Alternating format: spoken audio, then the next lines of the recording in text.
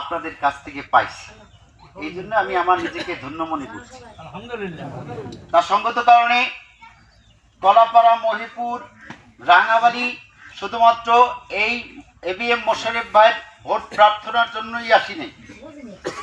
5ই আগস্টের পূর্বে জেলা যুবদলের দপ্তর সম্পাদক হওয়ার কারণে এবং যুবদলের সাংগঠনিক কার্যক্রম পরিচালনা করার জন্য একাধিকবার আপনাদের এলাকায় আপনাদের সম্মুখে আসার সুযোগ হয়েছে। তো আজকে সুযোগটা একটু ব্যতিক্রম এই কারণে বললাম, আমি আপনাদের এই জায়গায় আসার আগে নীলগঞ্জের বেশ কয়েকটা জায়গায় গেলাম, তাতে এবিএম মোশাররফ হোসেন ভাইকে ধানের শীষ মার্কায় ভোট দিন এইরকম ব্যানার ফেস্টুন ছাড়া অন্য কোনো ব্যানার ফেস্টুন এই পর্যন্ত আমার চোখে পড়ে নাই।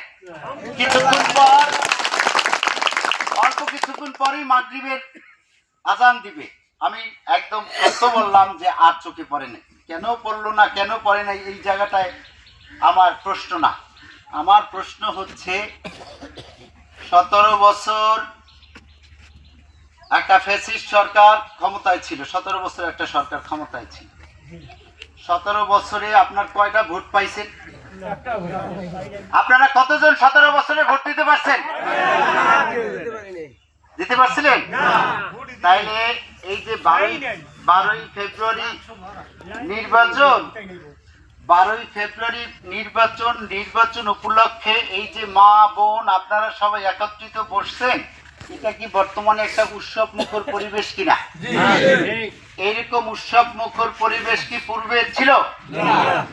আমি আপনাদের সম্মুখে আমি বলতে চাই, 5ই আগস্টের পরে যারা বিভিন্ন দলের ক্ষমতা ব্যবহার